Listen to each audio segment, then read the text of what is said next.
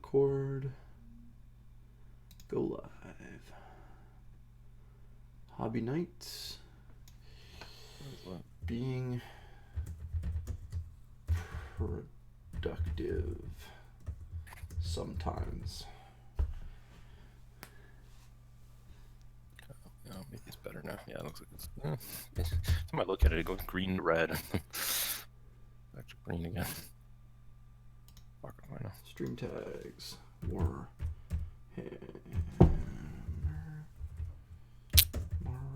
What? Hang on a second.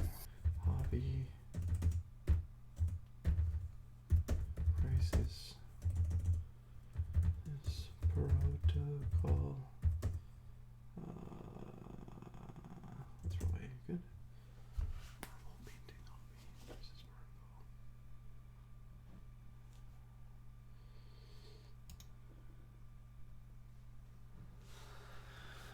Hey everybody, it's Thursday, April 16th, and we're live with another hobby night. Wow. Yeah. Yeah. Yeah. Oh. We, Jay's just fiddling around with the internet a little bit. We're getting a little bit spiky. Yeah. I think everyone in the world is crushing internet at about like 4 times the capacity. So. Yeah, maybe. You might be right. Yeah. I don't know what's going on today.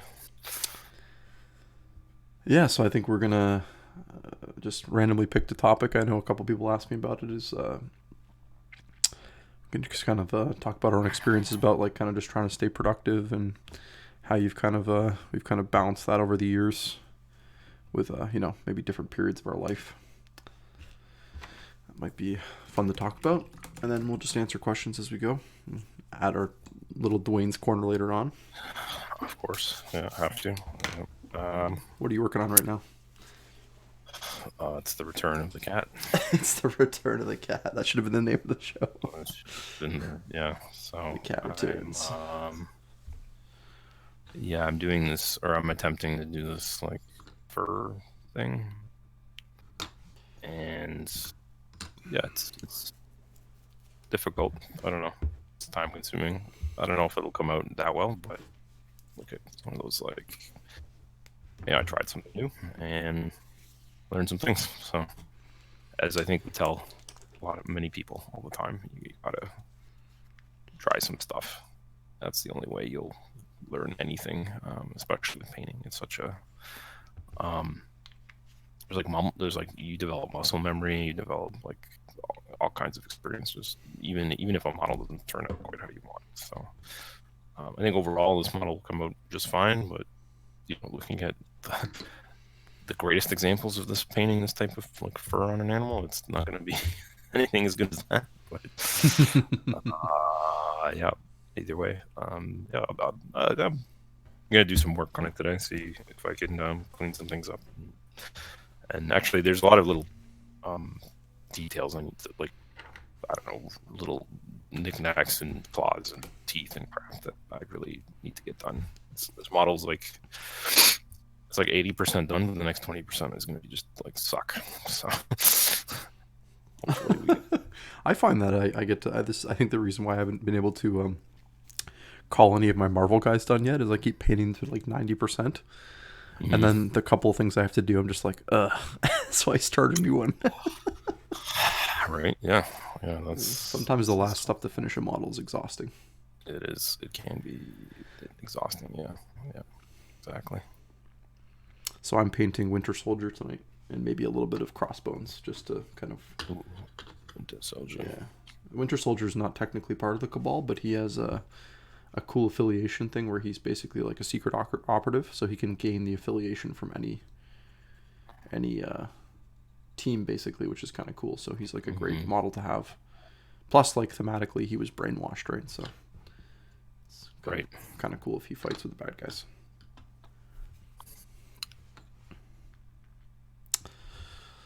Yeah. So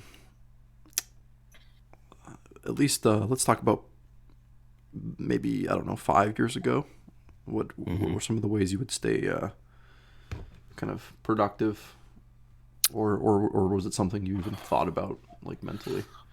Um, that would have been basically before the store opened. Yeah, let's talk like let's break it into two. I guess maybe three periods: before the store opened, after the store opened, but before kids, and then after kids. These are epochs that we've Yeah, experienced. yeah. Yeah. Sure, yeah. Well, before the store opened, it was pretty much relying on the weekly hobby night, wherever that was. Mm-hmm. Um, it was like where I got probably the bulk of the stuff done during those kind of the quieter parts of the year, like where there wasn't any like events necessarily scheduled. So it was kind of like, I mean, we didn't even go to Adepticon at that point, so maybe, I don't know, I guess War Masters Challenge was like the closest thing, just like a big Warhammer tournament in Kitchener every year. Yeah, we had Crossroads too for a little while there, maybe a couple years. Or yeah, oh, that too. Yeah, I Yeah, forgot. Yeah, the brief period. kind of like another even bigger event that would be held in just Western New York, 4 hours away or whatever. And yeah, so we, those were great. Those were the big event was usually the big motivator to really push hard and get done. And most of the motivation there was just to not be shamed, not to not be done. It was like just the worst thing because there's usually a group of us going. So if you didn't finish, that was just like you might as well not go or something. Just stay home, Very true. And then and then during the middle part of the year where there was no big event, and just kind of just hobby nights and working away, and there's always some army that I was painting. And occasionally I would get in groups where I would just be like, you know what, I'm gonna, I don't know, try and finish X or Y or whatever. And sometimes it's like the start of a new army or whatever. And then when the store opened, then it was like, well, there's some time at work. We still had the major events, but I could get more done at work when it was like quiet. So that was nice. You could just, I would just try and. I think actually, to be honest, though, a lot of those projects that we do at work are kind of predicated on or related to usually to some sort of product we carry or something. Mm-hmm. That's always factored in. It's kind of like me working on, I don't know, maybe some models for a game we don't carry, or something really niche or whatever didn't necessarily benefit the store that much. So I would usually keep those at home or just like not really show them off as much. And then if it was like, so there's that. And then once my son was born, then it was probably even more so at the store, like even less at home. Yeah. And I've also since that time scaled back the amount, like what I choose to bring or that I'm going to do for, let's say, Adepticon or whatever. It used to be, the first Adepticon was like, sure, I'll do a small singles army for 1,000 points. I'll bring the big army for the singles tournament, and I'll paint a doubles army or something. Like it was like, I'll do it all because I can or something. Mm-hmm. Like insane. So I'm just trying to finish 2 to 3 Warhammer armies like in a short amount, in a few months or whatever, or half a year, and all I'm doing is painting the same thing, and it was a lot. And now, since my son was born, it's just basically like I've the last 2 years, especially the year he was born, I really like toned it down to just like, I'm just going to bring one, or I'm going to paint one, basically a 1,000 point half of an army or something for doubles or something, and I'll bring an existing army for the other events. And also I played less events. I only played 2 events rather than 3 or something, and I've just kind of continued that. I've tried not to like hinge my my event on more than one, like on anything more than 1,000. Like if I know I can, if it's just a 1,000 point component that I have to bring that's new, then I can bang that out in ample time to paint the army, paint a display board, play some games with it. So yeah, essentially all that's how it really changed is I just have put less on my overall paint table. I'm a little slower. I paint a little more for quality than for quantity, and I'm fine with that. Still painting. So Do you think as time's gone on, do you find yourself relying more on like the structures of like having an event, or do you think it's less required now? Like, do you like which way do you think it's going, or has it stayed the same? I would say, probably I think less actually, oddly, because I've started to paint and work on projects that I don't like. For example, I'll probably work on them a little bit later in this video. Is I'm painting those like Elder Howling Banshees or whatever. That's a project that is I'm likely rarely, or I might play them in a tournament like really years from now. That there's really no rush or deadline for those at all. It's just Right. I'm just picking a unit every once or twice a year, and I'm like just adding some more units to the army that I kind of just feel like at the time. And so there's really I don't play a ton of 40k personally. I play like a handful of games a year, so there's really no urgency or rush to get them done at all for any reason. And then also, you've gotten into this a little bit more too, is painting things like painting the figures, like the busts and the just larger scale figures. Don't have a gaming component, so they're just kind of like, I suppose the only deadline for those could be Sword and Brush if you want to bring something new to show off. But generally, I love collecting them because we love collecting things. And every time I buy a new one, I'm like, God damn, is easy to buy those things. I saw your pile by the way at the store. Like, oh, would you had like 3x more things to your pile or whatever. I added 3 more 75 mil figures, Oh my god. and just to like add in 2 or 3 years, I've completed one 75 mil figure. But I now own like a good, I think at least 5 is probably more than 5. I have 5 or 6 figures that are 7 maybe, that are just like in various stages of assembly that are not even a lick of paint on them, and it probably cost me like $400 or $500 or whatever. There's no rush to finish them, but I just had to have them, and I can't wait to paint them. Well, sorry, that's a lie. I'm waiting to paint them, but I do want to paint them eventually. And anyway, that's an example of something that doesn't require any there's no like hard reason to like finish those anytime soon. They'll get done when they get done, and at some point I'll get them done. I don't even know. Even if Sword and Brush was around the corner, I'd probably be working on one. That's probably, I suppose that does drive completion of those, but it's like, I think if I didn't get something done, I wouldn't even be that sad. I would just be like, yeah, I think like maybe it's like it pushes it to like a priority. Like, yeah, I would kind of moves exactly. it up in this list or whatever. I will probably just instead bring like something else I just painted over the course of the year, just to be like, hey, I did something, even if it's not my best, or I'm just like, it's just more of just to hang out and participate a little bit. But yeah, if I didn't get like a specific model done, I don't think I would be crushed. I would just be like, oh, whatever else, I'll go and have a time and enjoy the other artists' work. And yeah, so yeah, I think the overall, I don't know, I'm painting more for the enjoyment and at my own pace than before, I think.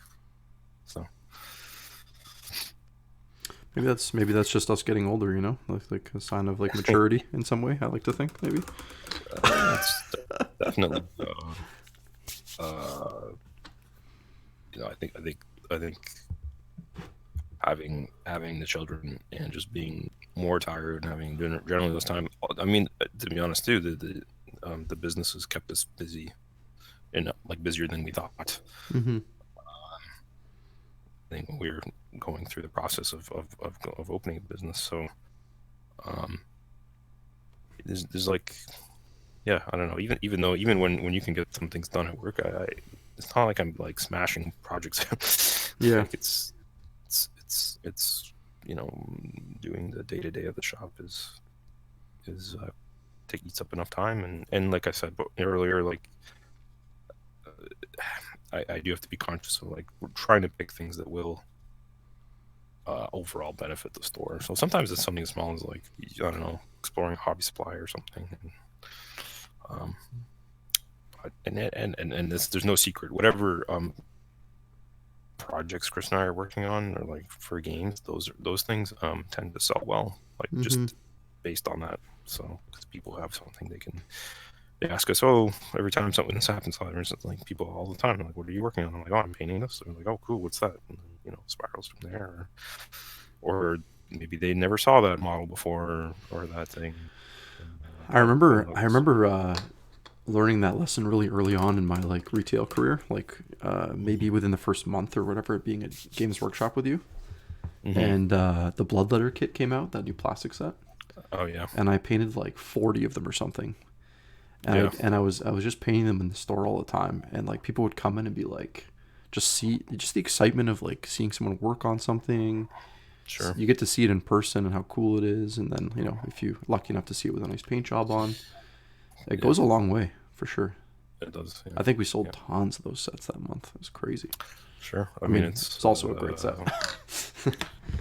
yeah, I can think of lots of examples when uh, when Horse Heresy was got its like plastic kits, and we were all chewing on that for like half a year. Like, we were selling tons of calcium, you know, whatever Prosperos and whatever, just because Yeah, people saw Horse Heresy armies in the case, so they were like, oh shit, I need to do that. Apparently, this is a game I have to do. I have to do. So yeah, Yeah, I don't think my answers would be terribly different than yours. I think I mean, that's why we're kind of alike in a lot of ways. So, yeah, but yeah. I definitely feel like before the store and before kids and stuff, I think there was definitely like, I want to almost use the word like, there's almost like a more like not drive, but like a more competitive nature of getting armies out. Like I felt Mm. like I had to finish a lot of armies for some Yeah, weird reason. Like I felt like I was sure. always like, I got to finish this new army, got to finish new army. Always got to be Yeah, finishing armies. yeah. And I don't know. It's kind of like just relaxed a lot over the years. Like Mm-hmm. I think it's just having less free time has made me appreciate my free time more. And when I have the free time, I just want to spend it doing something I enjoy and not feel too stressed out. So I think I paint less now, but I probably use more of my free time to paint than I did before, which is kind of a weird thing. Mm-hmm. Um, and I find myself doing more stuff like this, where like I like the Malifaux models for the same reason I like the Crisis Protocol models. Like every model's a little different.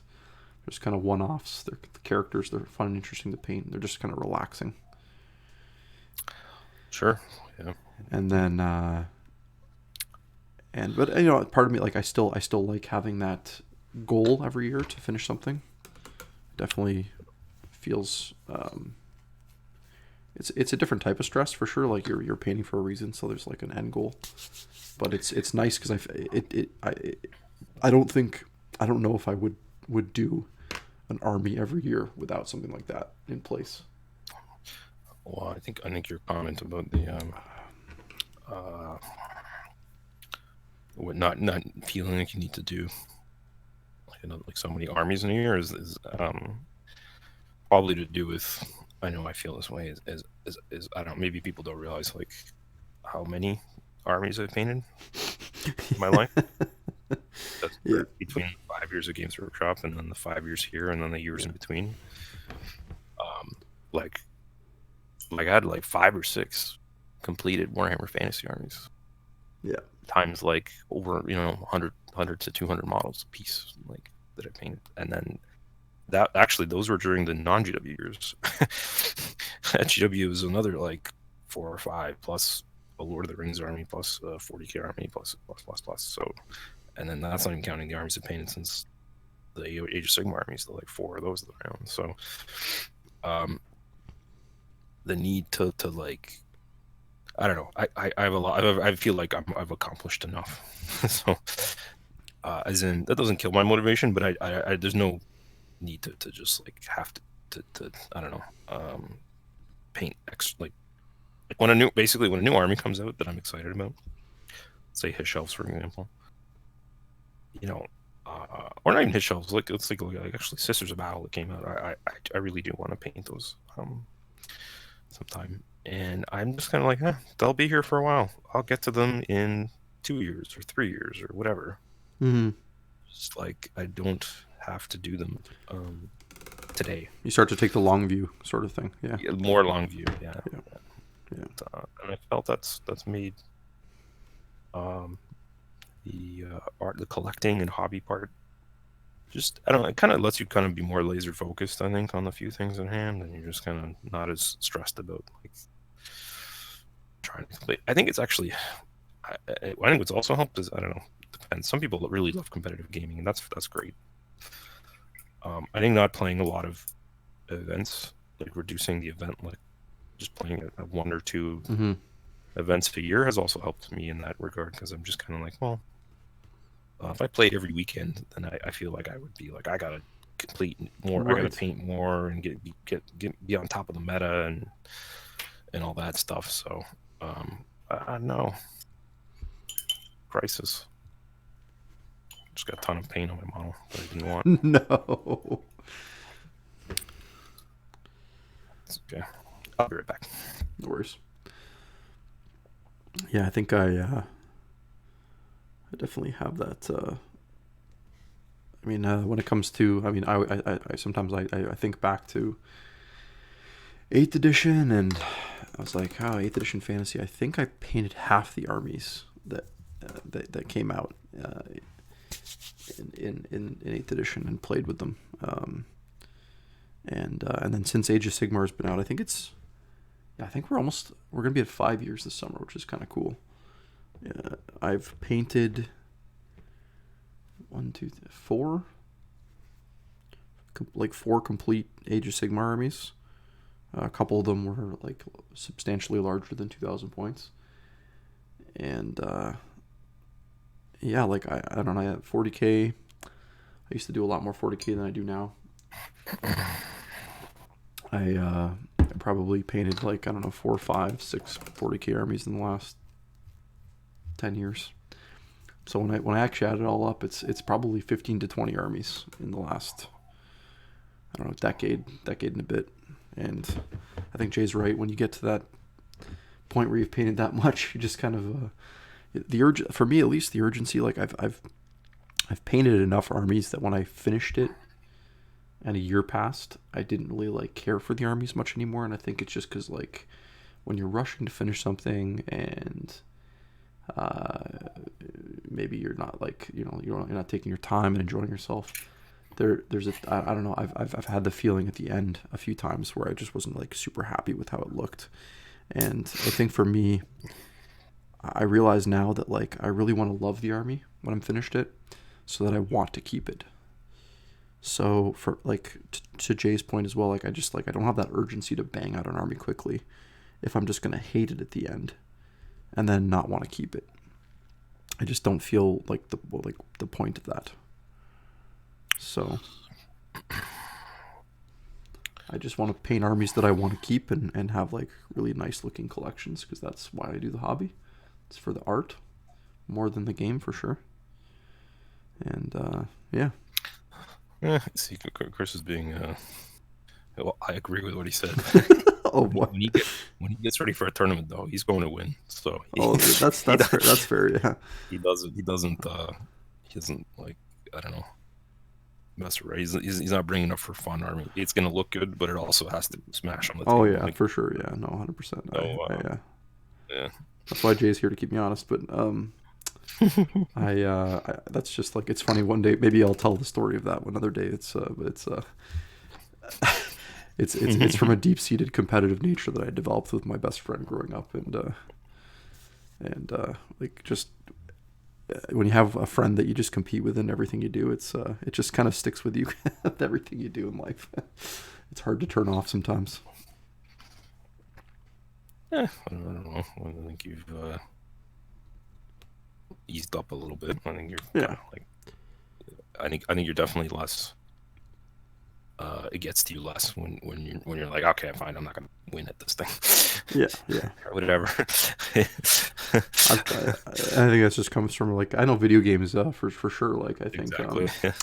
we're one of those things where like I could see it a lot more clearly. Where like the competitiveness becomes almost like it's instead of driving you to get better at something, where because competitiveness can be a positive quality or a negative quality. Sure. And I think you got to look at, if you can take a step back and look at your behavior, you got to recognize when it's being positive or productive and when it's actually being toxic or negative. And definitely in video games, that side of me came out for sure. And it gave me it gave me a good like view, I think, of myself. And I was like, I don't want to be like that. It sucks. I think maybe it has a lot to do with the fact that there's nothing to win in video games, pretty much. Yeah, and that's the thing too. Yeah, it's like you have to, yeah, the amount of effort required to I don't know, gain something in a video game is like staggering. It's in my opinion, it's easier to just it's way easier to be good at Warhammer than it is to be good at like a lot of other things, Magic, the Gathering, video games, sports. Oh yeah. If I just hand you a top tier army and we play 100 games and we like coach each other through it, you'll be a pretty proficient player and do pretty well. That's right. Yeah. They play 100 games of, I don't know, whatever video game. You may not necessarily become a pro player anytime soon. No. Especially at Heroes of the Storm. That's only funny because I'm terrible at that game. Yeah. Well, yeah, I see from the question in the chat. That's right. Yeah, we, Chris and I are at the store every day from 12 to 5, at least during those hours. And yeah, we're not open to the public. So if you come by with cash in hand or want to just quickly browse, that's not going to happen. But if you call ahead or message, we can process whatever you need. So you basically say, hey, I need X or Y. And we'll, if we have it, we'll take care of it. And basically, you can pay by transfer or credit card over the phone. It's basically electronically. We're not accepting cash. And then once you paid, then you have the option of getting the box shipped, or you do curbside pickup. So basically, you come by around the back door. Let us know when you're there, and we'll bring the bag out or item out, and you can grab it without, coming near us or whatever. for your safety. We can do a long bomb throw across the parking lot. Yeah, true. I don't know what you do today, and someone just opened their trunk or something. They'll just put it in there. That's actually been working good. People have just been like, I'm out back, and my trunk's open. I just walk out, put it in the trunk. Thank you. See you later. Have a great day. I've been doing. I do the leave on the curb, or I do the leave on the like a recycling bin out back. That works well. Yeah, something also that actually a surprising number of people actually don't call us, which strangely. But yeah, if you want to chat about the hobby or something, that you can just call us. Like, that's right. Yeah, you may not be able to like walk in and talk on the shop floor, but you could just call. Yep. And we can answer your questions or whatever, chat about what you're working on for a little bit. So something that isn't, technically dead. I think we're in this world where we kind of forgot you could call people. We're just like, oh yeah, the phone is funny. It's like I was talking to Craig today actually. Yeah. And he was I don't know, he was telling me about this like strange thing he was watching where like this guy was time traveling from 1995 to 2020. And right. And the guy in 2020 was like telling him about the phone or whatever, and he's like, why do you call it a phone? Because it's people don't use it as a phone anymore. It's basically never used as a phone. Yeah. It's a good question. It's like, why do we call them phones? We use them as computers and messengers. Yeah. Yeah, sure. Yeah. Oh, it's totally a drug deal. It is. We Oh, know we 100%, know what yeah. we sell, man. It's Yeah, okay. yeah. You got to be honest about what you sell. It's You know, definitely a drug deal. Yeah, it looks just plastic like a drug crack, dude. deal. Yeah. Some drugs are legal, you know.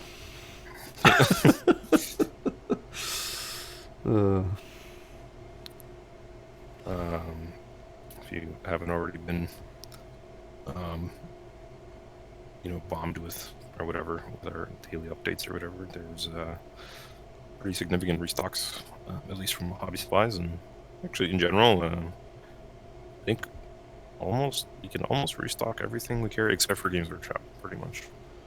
So except for the big Kahuna. yeah, so you need tiny tanks for your fun war, or you want to try a new fun game. This is a place a little bit like 40k, but with World War II or Cold War. We can get good stock of that, and we can order more. And then all the other kind of smaller games that kind of just have like a few kits, we can Wire Crisis Protocol, or I don't know if you want to try God Tier or Song of Ice and Fire, or those are all, or Infinity. Those are all stockable still. And then if you need obviously paints and brushes, we get lots of that. Although I would suggest if you're running, that's actually one of the customers. He was like, I'm going to be painting a lot more now, or whatever. And a lot of his Citadel paints were dried out or no good anymore. Although to be honest, he was referencing paint colors from 10 years ago, so that's probably he was like, got any Devil in Mud? I was like, oh, okay. Oh boy. Oh boy. Yeah. But we hooked them up with some arrangement of layouts. So those will be around. They're still stocking. There's no problem. So you try. Good time to explore some non-GW paint if you want. And they're all very good paint. And the paints are like literally interchangeable. They're all very paint. There's no like, you mix a scale paint and a Citadel paint, a fire's not going to start. I don't know, man. I mean, it might look really hot. Like that's what I mean. Like it might be a hot fire, yeah. hot fire. You know. Yeah. It might look really good. Yeah. So that's pretty cool. And yeah, I was gonna say what else. We got artist open, we got handovers. Literally all our brushes are back. Still waiting on wet palettes. We're also doing that. We're supporting that painting contest the Hooded Goblin guys are running. Oh, that's right. There's a bunch of like categories. Just to kind of paint something, push your limits a little bit, paint something fun. There's like squad, single, and big thing for like 40k and AOS. And then you can paint for any. There's like an other game category. There's like a Star Wars Legion category. It's a good time to. This is like a really good time when we're all quarantined to paint something fun that doesn't have a purpose, because we're not going to be playing games for a while. So, after all, why shouldn't you? Yeah. So, check that out for sure. We donated a prize. The prize we donated was one of the Artis Opus Series S paint sets. So. It's actually a really cool little thing. A lot of the local hobby shops are all chipping in to kind of have like a little dose of solidarity between the communities. So, and I think you basically, to enter, you just have to buy something from your local shop or buy a gift card. So, yeah, gift card you can also. So just message us to let us know. I know Lawler is doing something. I think he got a couple gift cards. Yeah. I'll be entering some Marvel stuff just for funsies.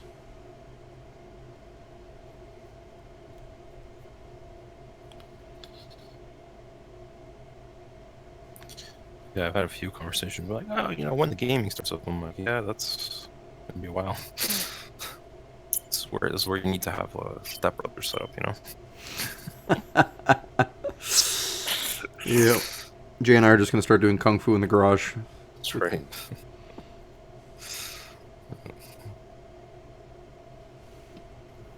Need that. Got a little bit of just doing different off blacks on him. Just kind of said my name. I'm famous. I'm famous. You made it, dude. Like 8 people know who you are now, even though they don't. I don't know. Maybe they do. Dude, Tim, you gotta monetize that now, dude.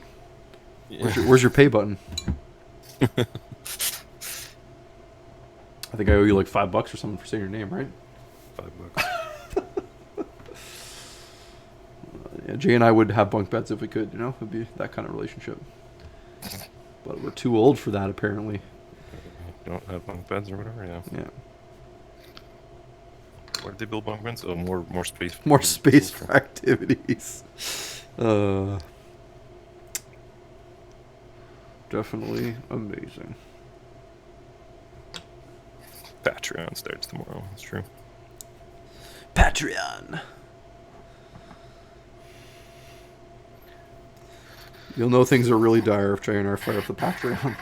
Yeah, that's true. It'll be start with a cheesy video of us with our children. That's right, yeah. And playing what's that? Who sings that sad music? Sarah McLachlan. Yeah, there you go. I will be there for you. Yeah. Na, na, na, na, na, na. So We'll animate a fly on Jay's face or something.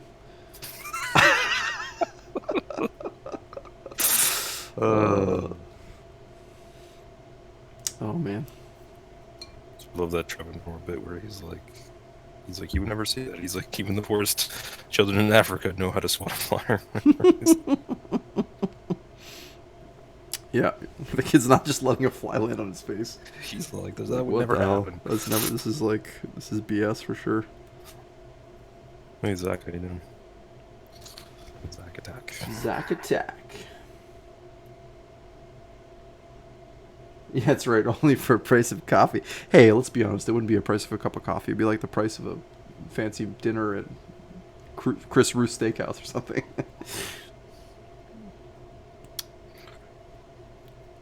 Yeah, the problem is I don't think we have enough customers where a cup of coffee would. Yeah. It's kind of at the top. I mean, there's a lot of.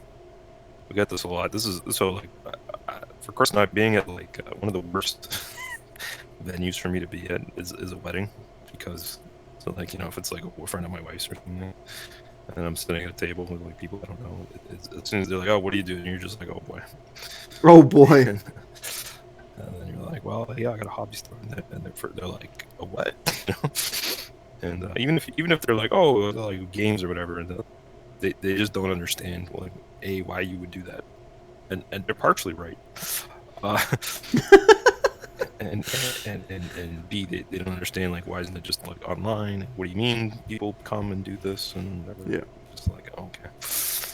And so do you get the because I always seem to get this, the guy starts giving you advice or whatever about how to. Oh yeah. Yeah. You should. You know, you guys are on the social medias, right? Like, you got to get on the social medias and. Giving me business advice, and I'm like, dude, you have no idea what goes on, what my business is about. So, also, I'm not giving you advice about whatever stupid job you do. Also, I don't care. Yeah. We're not gonna see each other for 4 hours ever again. That's why you got to do the Chris Sly method, which is just start talking about communism and make them really uncomfortable. Oh, yeah, that's true. So I think I told you this story, but I'll just so 2 years ago, I always get this at my wife's Christmas party every year. There's always like some new boyfriend of some girl or whatever at the HR office or whatever, and I gotta like sit across from this guy. And this guy this year, like 2 years ago or whatever, he's got some like crazy makeup business where he like sells makeup or something. I have no idea. It's like I'm trying to listen to the guy, but it's so boring. It's like I hear every third word or whatever. So, but so he's asking me questions about my thing, and he basically, before I even tell him what I do, he's basically telling me how brick and mortar retail is a dead industry. It's dead.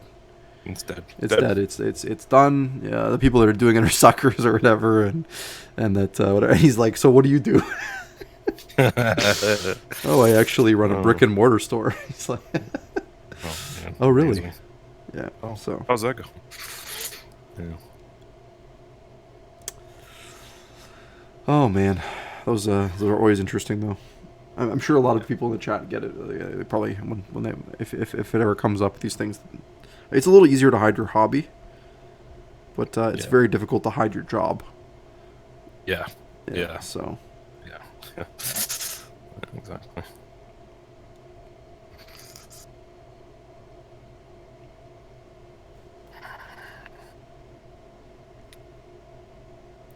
I started basically telling people when they ask, I'm like, oh yeah, I know I sell board games and stuff like that. Sure. Because like I don't even want to bother talking about miniatures because Oh it's no, just like the no, fact that they would try to understand no. or Yeah. even comprehend the base. You know. So, and then, oh, where was I going with this? Right, the even like some of my neighbors or like people like near the shop, the other businesses, you know, they. I don't know. A lot. It actually doesn't have to be that. It could just be even customers that they like. Our business is a low transaction count, high. You know, the this transaction amount is higher per transaction, but not, you know, it's the opposite of basically a food joint, you know, where you would sell lots of, I don't know, pitas or something at $5 or $8 a piece or whatever. Our store is the opposite. It's like 2-3 transactions at, you know, X number of dollars a day or whatever. And that's so the store isn't like, doesn't have to be full of people to be like doing well. So people are like, oh, it's quiet in here. You're like, yeah, well, I made $1,000 5 minutes ago or something. You know, like, I don't know. You also get the like, hey Betty, it's Tuesday afternoon. People are at work. Why aren't you? Oh yeah, yeah. Also, yeah. You just expected people to be bumping off the walls on a Tuesday afternoon. You know, it's like Yeah. okay. Yeah, so It's like it's always funny though. Yeah, people just. And then you get the snapshots. Like I even have friends that like just kind of like don't even understand how the business works, and they're like, "Are you like even selling any Warhammer?" I have to like explain to them that, like it gets restocked every week, you know, and Yeah. and that they're only here once a week, so they would never even notice things were gone. No, right. No, no. So you can't really walk into a hobby shop every week and just get an idea of how it's going. No, no. And yeah, it's like surprising. And as people also know, yeah, there's also like other things about like the business, like people probably don't have a lot of idea about the costs involved and whatever. It's very high cost. Everything costs a lot for Yes. hobby supply, and like, you know, I don't know, a 2 foot tall by like, I don't know, 1 foot wide box of Warhammer from Games Workshop, like restock, is probably can easily be like $2,000. Yeah. That's like pretty. That's like a week. That's like, and that could just be some new releases and the restocks for the week. So that stuff, you know, adds up a lot fast. So just, you know, if you're restocking that, and then some weeks you have some crazy weeks where there's just like a lot of new stuff. A bunch of games have new stuff coming out, or there's like, I don't know, we bought a crazy Kickstarter some years ago and it's coming. Like a lot of money gets spent sometimes quickly. So and everything is by nature slow moving. Yes. Because we're not selling food that goes bad or whatever. So it's an interesting thing, but something that's I think workable for us is the hobby supplies, because we sell so many different kinds and they're consumables, and you do need to replenish them occasionally and try new ones and whatever. So the factoid is, you know, probably 50% of our business is just like selling paint and brushes. Yeah. So that's another one that probably, you know, is a little different than your traditional gaming store. It might make most of the money on Magic, whatever events related. So Yeah. And I would say in the current climate, I don't know. So far, things are okay. They're good, just because, I don't know, I feel like if we were a Magic store, we'd be crying right now. Oh my God, can't even imagine. Like, oh my goodness. So it's yeah, it's interesting.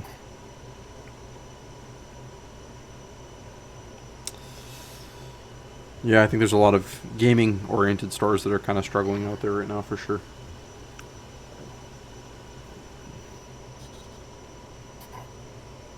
Yeah, this is another one. I'm sure, and I think this kind of rounds back around this winning conversation. Definitely, people tell me like, "Oh, we should open a board game cafe."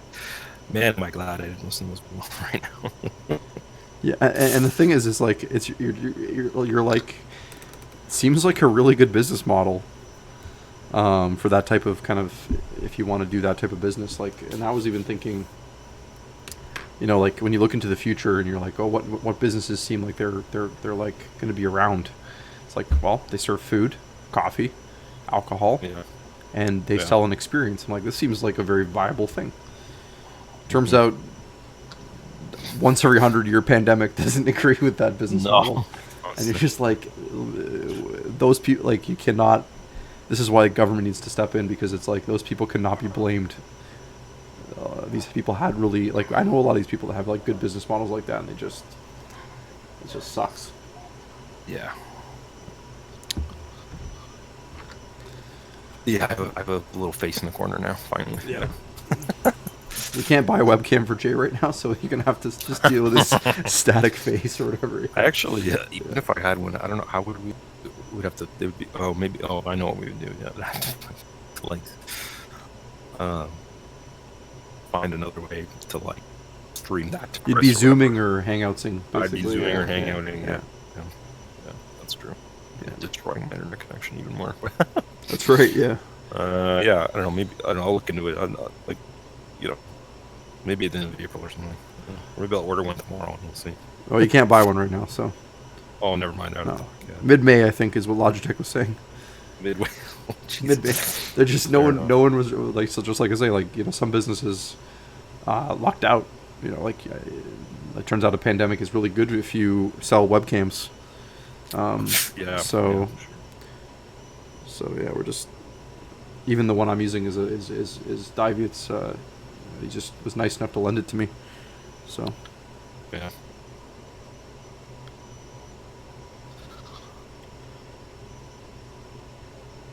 sounds Am I like, gonna spend an hour? what's that?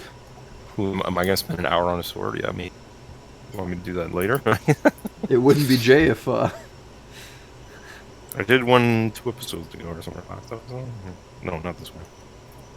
I completed. In Jay's defense, he did spend the sword time on the Sphinx's like leg plates and stuff. So Yeah. Yeah. Oh, yeah, yeah. Yeah, I definitely did. Maybe more. there's always something on the model that he's sword painting or whatever. So Yeah, there you go. Yeah, definitely the just armor took many times more than one sword. Bane, yeah. pro tip though. Pro tip. Um, One thing I've definitely learned from Jay, it is a good idea to pick something on a model and just kind of really make it stand out, like, and spend a little bit longer on it to give like a nice focal centerpiece to the model. It does tend to like um, go a long way in terms of like making the model look striking and stand out. So weapons are usually traditionally a good thing to do for that. Like John's, if anyone's seen John's Ossiarch Bone Reapers, his weapons are incredible on those models. We'll have to They just stand out really well too. trick him to get on stream one of these days. What's that? We'll have to like trick him to get on here one of these days. We'll have That's ask true. him questions. He'll give him terrible answers. That's right. Yeah, the favor list. He just keeps adding favor lists from. I've probably asked the guy for 1,000 favors over the years. I'm scared of the day he calls that favor list in. Yeah. It's gonna be bad. Yeah, his basing sucks. Yeah, it's really bad. I don't know why you can't have nice bases on those models. It would actually go a long way for sure.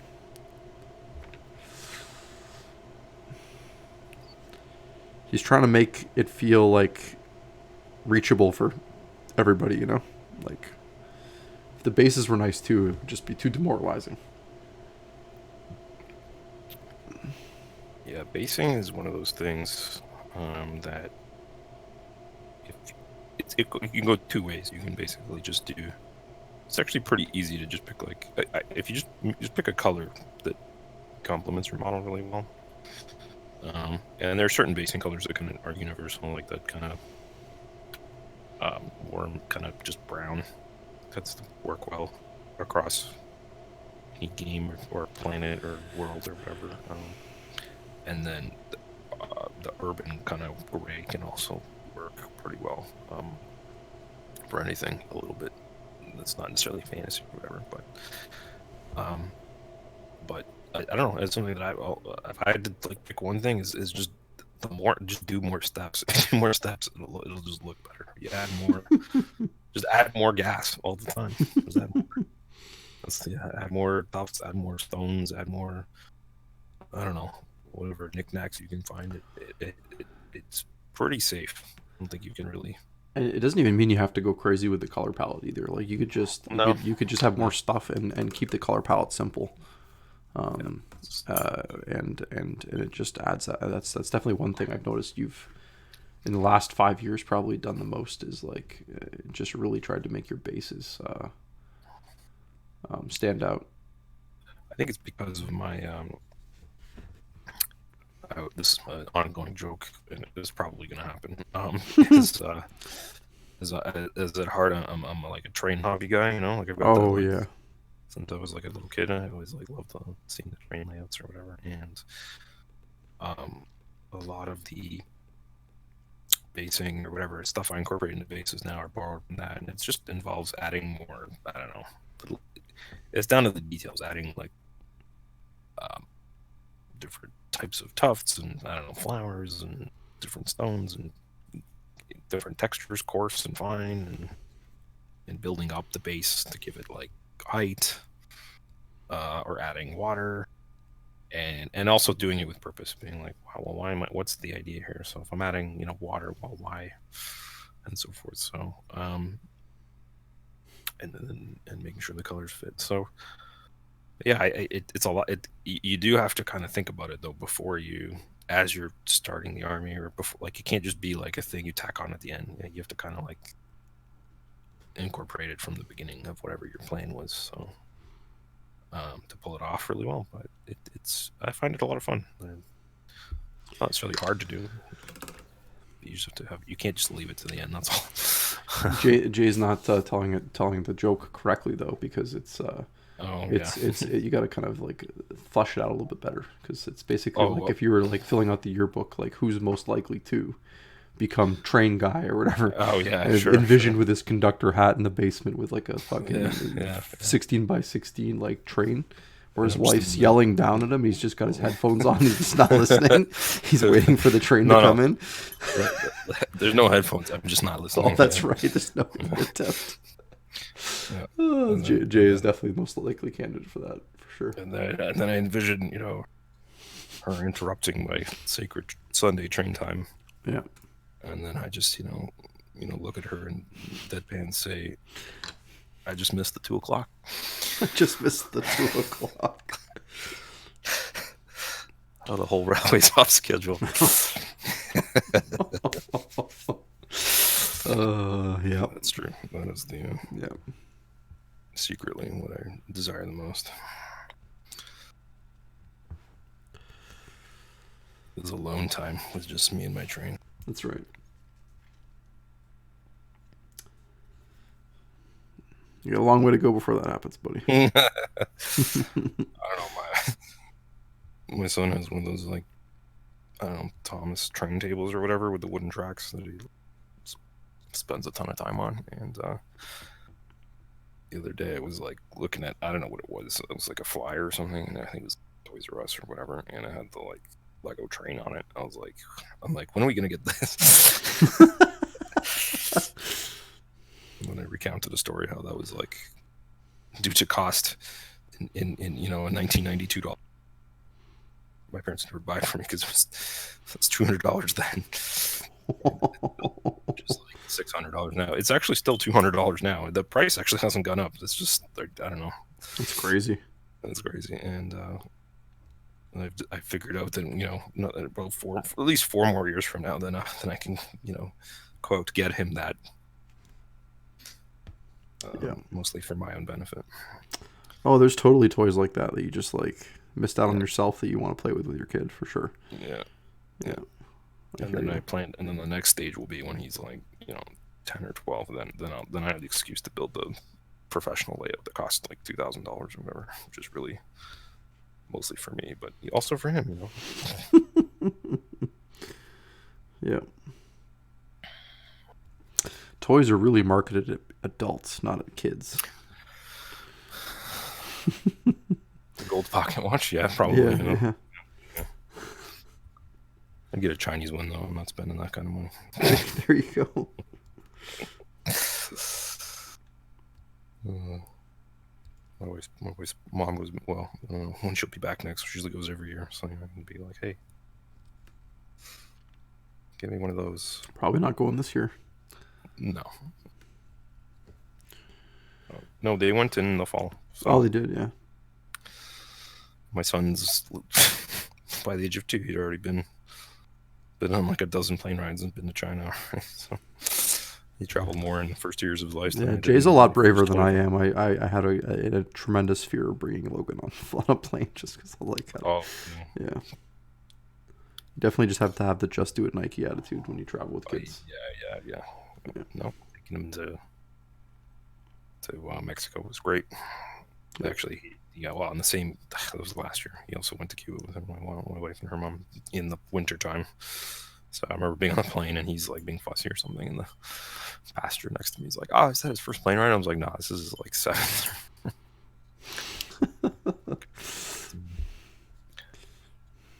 But yeah, they're good. So I think I found even with a toddler, the traveling, there's some times where they're a little crazy or whatever, but I think as long as they're just like with you, they don't really get scared because they're like No. you're with them. And sometimes little kids behave better in new places because they're just a bit shy and they don't know what the hell's going on. Mm-hmm. And yeah, it really wasn't that bad. He was good. Although there's certain ages that I think, like when we took him to Italy or whatever, I think he wasn't even a year old, 9 months old. He was pretty young, yeah. That was good because he could just sleep in the back as we Yeah. drove for many hours. Yeah. But he was a champ. He didn't complain too bad. It was like even during the I brought this we have this folding stroller, and it doesn't have like fantastic suspension or anything like that. And he's just getting pushed around for like 5 hours on like the cobble streets of Florence or whatever. And I was like, I don't know. I'm like, you okay, buddy? He's just getting like bounced around for hours, and he would fall asleep still, even though there's crowds. And sometimes I'm amazed at how they can fall asleep during those. Yeah. Oh yeah. Like at one point we're like doing a tour of some like I don't know old building or something, and we're in like some sort of a catacomb or something, and he like is in a baby carrier. He wakes up. I was like, yep, of course. Like you decide to wake up when you're in some secret room. It's just funny the way they just like the whole time like getting up there and all the jostling and tight corners and whatever. He didn't care at all. He just wakes up and he's in like a cool historic building. That's right. Yeah. And he'll never remember it. He won't remember any of it. No.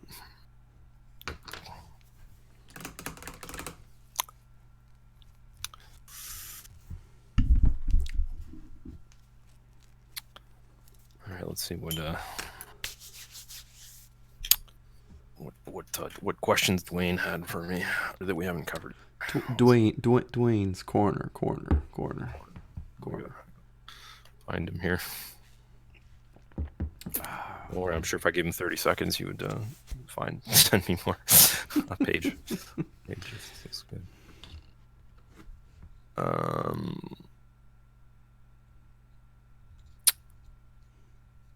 Showcase your different paints. That's kind of a good one, I guess. Pros and cons. So what do I have? I use a lot of paint all the time. So right now I'm painting with some scale. We sell these tube paints, Scale Artist tube paints. So here's one of them. It's like a nice purple. It's you can see on the palette. It's over here. It's this color here. Cool. These paints are like really, I don't know, rich and kind of. You can see when I open it, it's like what you expect. It's like a gel, almost like a thick. But it thins down really nicely and has really, really rich, vibrant pigment, and it mixes really well. And I've got, what else do I got? Another purple here. So here's a Vallejo purple. that only comes in like a set palette. So Nocturna is like a, I don't know what they are. They're like a little company, I guess, that makes figures, and then they also get Vallejo to make paints to go with their like models. They make a lot of like, I don't know, vampires and kind of stuff like that. So I've got those. So right now I'm using, and then when I was painting the gold on my Banshees, I was using some scale metallic. I like their metallics the most right now because the pigments are really fine. We got contrast paints that I use for various things. Like, it's really a bit of everything. Kind of just, I don't know about Chris, but I tend to pick paint based on the colors. I just like the colors. And in terms of like pros and cons, they're pretty similar across the board. I guess the scale paint, the scale artist paint, smooth artist or whatever they call them, they actually have a more of a matte finish. Like really, like not a lot of shine at all, but that's kind of getting offset because I'm mixing it in with regular like Vallejo or Citadel paint is satin finish by default. And satin means like a little bit of shine, not like glossy, but just like a little bit, kind of like an eggshell. And that'll, even though this paint in my hand is matte, that'll kind of be nullified by if I mix it with something else. So, and then I don't really have an easy way to show you my paint box, but I have these like, it's like divider. This is a box I bring with me home or whatever. So here's my box of contrast paints that I just have. Have you organized that recently? Because that is not what it looked like before. No, yeah, I did work. I got a couple of these in these little boxes. I think some primer cans got shipped to us, so I was like, oh, I need these. Because my contrast paints were like getting just like rolling around in my box, and I could never find any of them. So I decided I had to like put them in a separate little, they got their own little compartment. I use a lot of black and white, so I have Vallejo tall boys of them. This is, 10 times the white and black you would get in a regular jar. And it's the same type of paint. So, and that way I use it. I always have, all my palettes have a blob of black and white on them. It's like the first thing I do. And then I add whatever other colors I'm going to use. And because I like to just have the ability to add. And I actually don't use any null oil, or very rarely. I tend to use just black paint that's thin, because I feel like I have a lot more control. And that null oil is fantastic, but because it is consistent, it's just one consistency all the time. Every time you open it, it's the same. But sometimes I need the black to be stronger or lighter. So being able to thin it with water helps me with that. And yeah, I can't really think of too many. The thing is, Chris and I tell people this all the time. We really, I know it's gonna sound weird, but we don't, or whatever. We don't sell bad paint. Like we choose every hobby product we sell has been like we've personally used or have like tested with our like our own little internal hobby group and painters and whatever, and we've used nothing makes it to the shelf unless it's basically awesome. So I can confidently say that none of the paint there's no cons. They're just they're all good for something. Although the different paint does have quirks, I guess. So the scale paint in general tends to be thicker out of the jar, so you have to get a little more used to like thinning it a bit. And like Vallejo paint, I would if you're one of those people that licks your brush occasionally, actually anything except for Citadel, especially Vallejo, will like it's technically non-toxic. It's technically not non-toxic. So if you get a weird taste in your mouth or like your tongue goes numb, that's why. So maybe don't lick those. And yeah, so I don't know if that's helpful to you, Dwayne. I guess my advice is just use all the paint. If you see a color that looks cool, try it. I don't know if you have anything to add to that, Chris? Yeah, I think there's like a learning curve to some of them more than others. Like I found scale paints a little harder to learn how to like manipulate. I think, but that's just because the medium that's used to thin the paint is like a little different. To bind the pigment is just like a little yeah. But the reward is very good, like high. Like the scale paints I find blend very nicely, and they are more matte, like Jay was saying, than your traditional like Vallejo and GW paints. I'd say the biggest pro to GW is simplicity of use. Like everything has like a function and a clearly just. I mean, I think for if you've been painting as long as Jay and I, like whatever it says on the bottle means a lot less. Like if it says base or layer or whatever, it means a lot less to someone who's been painting a long time. But for people that haven't, it's very helpful to know that if you grab this, it'll cover better. Or if you grab this, it'll highlight better. I always like kind of like to point that out because I really do truly think that Citadel is like the best range for people to start painting. Yeah, absolutely. Yeah, it's definitely but yeah, the most. I would always start people on that range. So. The thing that Jay was saying about like kind of like how all the ranges are really good. The thing that people have to remember about miniature acrylics is that they are high quality acrylics to start, because you need high quality acrylics to paint miniatures. It needs to be thin enough to not obscure detail, and also thick enough to cover. So these are high quality products to start with, and then they're just all a little different.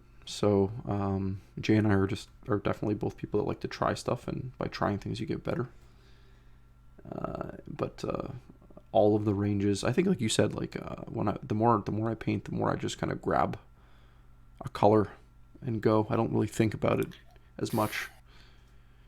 Like I have like on my table right now, like Scale 75 Fantasy and Games, which is kind of like their satin, more glazing kind of range for gaming miniatures. And then I've got some Vallejos from their model color range. I've got some Vallejos from the Nocturna range. I've got a Scale 75 gray that I'm using. Like I've got a little bit of everything going on here. And the other thing, like you don't really worry about the finish of the paints as much if you're gonna seal the model at the end too. Yeah, that's true. Yeah, the default sheen is irrelevant if you're gonna spray something on top. So I think there's a bit of like the first time you use Scale 75, the matteness will throw you off a little bit while you're painting. You just gotta get over that a little bit, like and just learn how it looks. Like the grays on this model are all very flat because I'm using Scale 75. If you don't like that, you can always just add a satin medium as well to your paints if you want to. Yeah. I know the Chimera is actually a range I want to try at some point, and they actually pack in the box a satin medium so that you can do that if you want to, which is kind of cool. Yeah.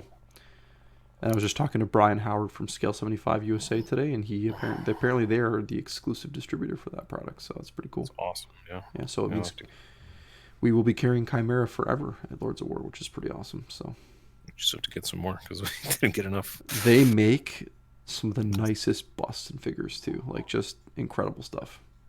Yeah. So I'm pretty excited about the fact they brought them in. Yeah.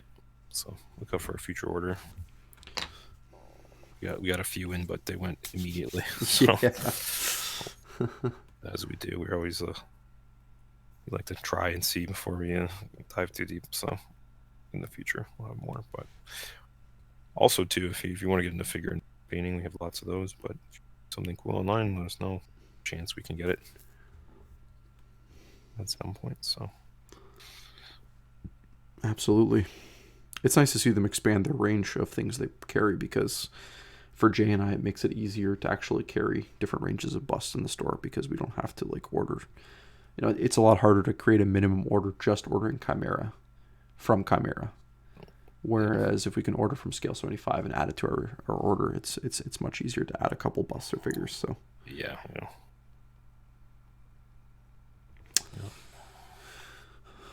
Next question. Next question.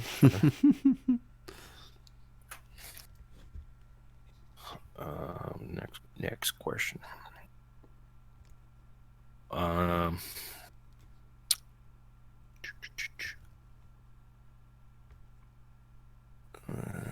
trying to like.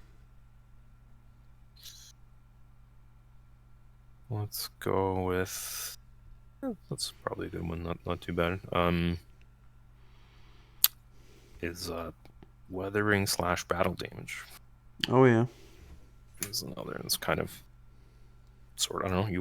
We're both. Well, I've been painting as much as you, but you've been painting tiny tanks. I don't know. I know you do like powders occasionally. Something I think you explain. Yeah, I think. Well, I'll just explain the kind of weathering I've done. I'm not. I would start. I'd preface with like I'm not traditionally a big realism guy when I paint. I tend to really like the fantasy look of stuff, so like brighter, punchier colors. Painting something that looks more realistic has always been. I don't know if necessarily it's been as challenging for me, but it's not as interesting or like something I really like pursue usually. Yep. So I'll just preface my answer with that. But my range of things I've tried, like definitely powders, I like a lot because, and actually it reminds me of an old Flames of War boot camp video I watched where they like basically paint a tank in 5 minutes. Which is the kind of the first time I came into contact with Vallejo weathering powders. You basically like cake this like dusty powder on with like a big stipple brush essentially and just kind of jam it on. And the kind of idea is like it looks ridiculous when you've got it on there, but you would seal it with like a matte varnish, like a dull coat or an airbrush, and it blows away a lot of the dust, and you're left with like kind of like a really subtle effect. And you can do that in layers if you want to. Yeah, it's really so. It's just like a little. Yeah. I don't know what you call it. It's like just a very soft. Yeah. Like it's if you get like that fine dust of like. Best way to describe it is if you like. This is kind of a strange analogy, but is I noticed this when I lived downtown and took the subway a lot.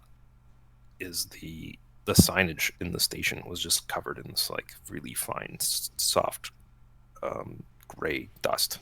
Mm-hmm. You know what I mean? Like it's just if you look at it, you're like, oh, that's actually really dirty. It's just fine. It's like it's fine enough that it just covers everything evenly, and it's this like really soft fade. Right. So that's kind of what you get with that. I actually don't mind. There's certain projects I like. I do like the a couple of things I did.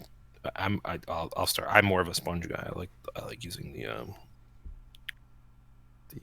just like a piece of case foam or something. Like something you get from like your figure case or whatever. It's just a bit of that dense foam, and just stippling black or brown. So what you basically do, you take the foam and you just tear it. So you create this like random pattern, and then you can just dip it into some black or brown paint, and then dab some of it off, kind of like dry brushing, and then you just can punch it like you stipple it in, but you have to make sure to commit. So like if you're gonna put it on a chunk of the model, like you push press and then quickly dab, like on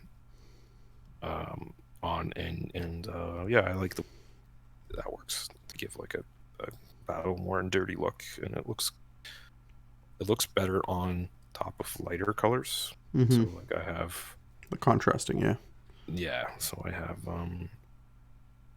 an Astra Militarum army that is painted. It's at the store. It's painted in the guys have tan armor and just like gray pants and blue berets or whatever, but the black like soot that's stippled onto their tan parts really pops and just makes them look quite grimy and yeah, like just there's just mud, dirt and mud and scratches. And then on my I'll have to show them again sometime. The Iron Jaws orcs that I was going to bring to Adepticon this year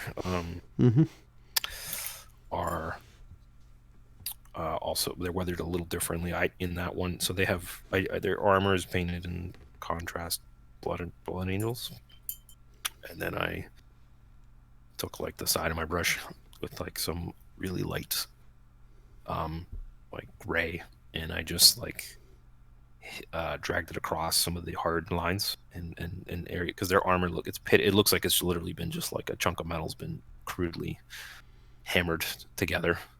It's got lots of pits and then or harsh angles, and all the harsh angles just got like what you have to do is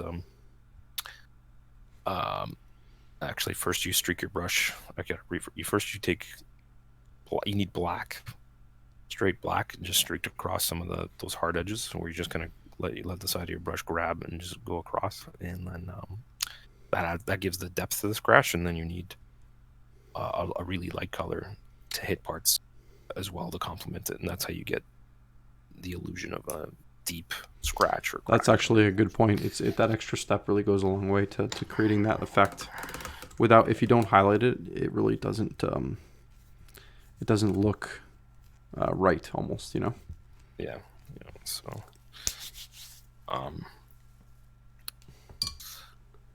that's something I like to do.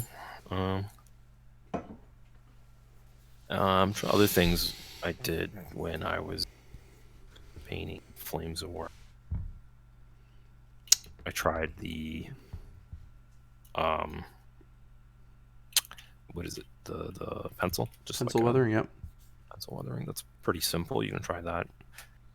Probably also will look better on top of light colors, like tans and light greens and whatever. But yeah, you just literally take a graphite pencil, any pencil you have lying around, and hit the edges with it, and it's like a simple weathering. It'll give it that like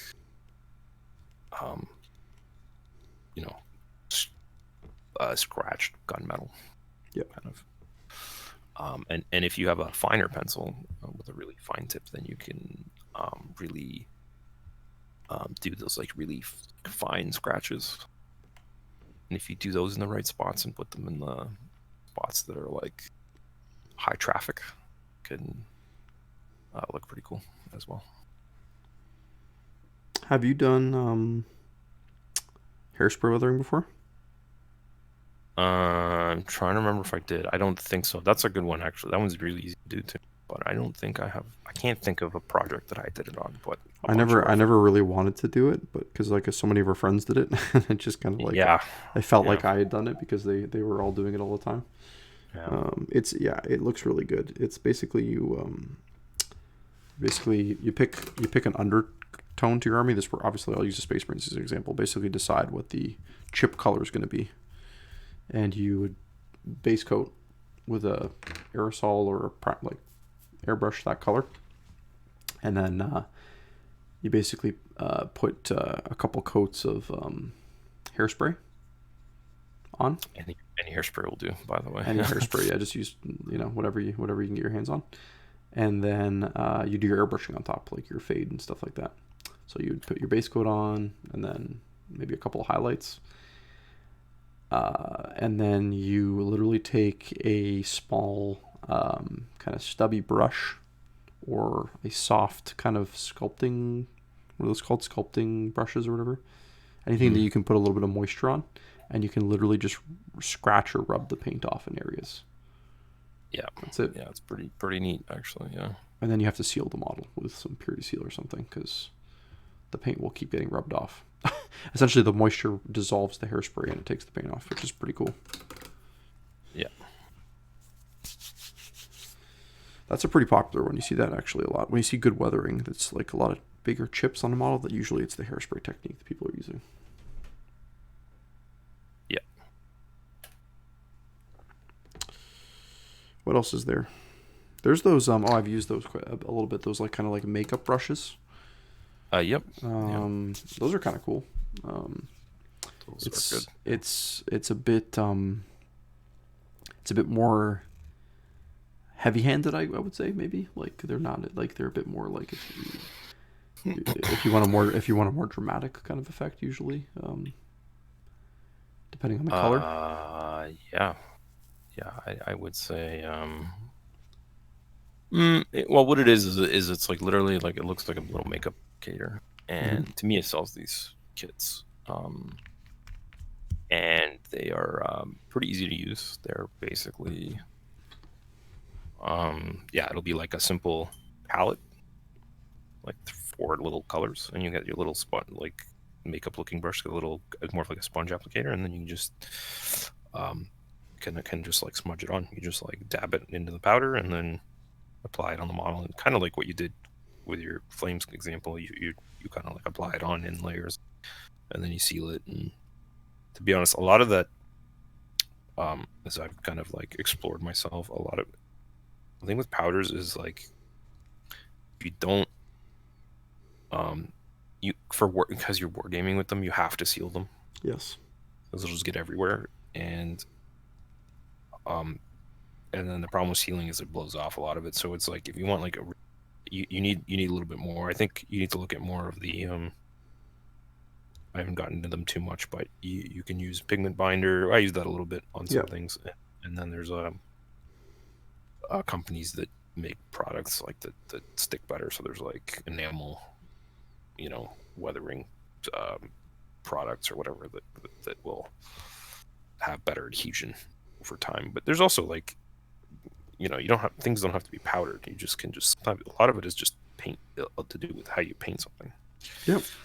So sometimes dry brushing or stippling can be just good enough. Yeah. Just choosing the right color. Yeah. But yeah, it's certain that if you're going for like this like extreme realism with your weathering and battle damage, it's probably better reserved for display models than gaming models, because that stuff just comes off when it's touched or agitated or whatever. So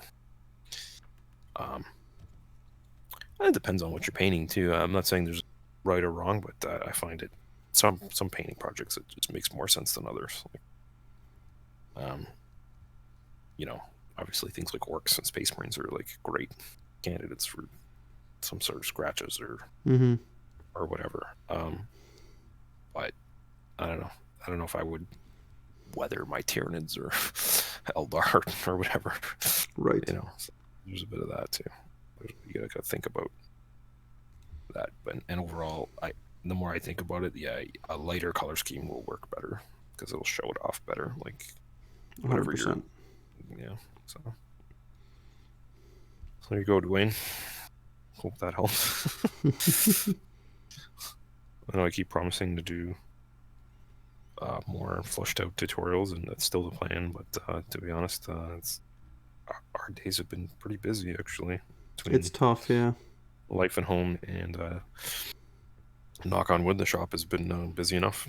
Like, of course, I have reduced hours. Like, we're used to work kind of the standard 7-8 hours a day. But we've kind of reduced the hours, but those 5 or 6 hours we're there now are full, just full of answering emails, phone calls, processing things, going to the post office, receiving orders, things like that. So, and that's obviously thanks to most of you guys who continue to pick things up and keep hobbying. But yeah, hopefully, I don't know if it quiets down, or maybe I don't know, or maybe I'll have to schedule some time personally at home where I can be like, this is like it's like working from home basically. Yeah, I've got a couple of cool ideas for a short video. I want to do a quick contrast non-metal video. Yeah, which would be kind of fun. I'll be curious to watch that. Yeah.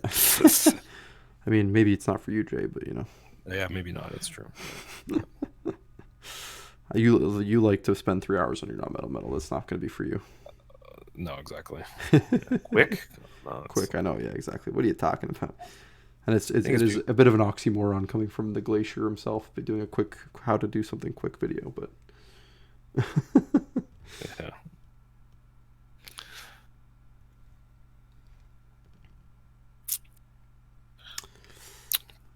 Well, we're discussing non-metal a little bit, actually. Yeah, that was, I don't know if that was one of, it might have been one of John's questions because he was trolling us or whatever, but I think Dwayne asked about it too.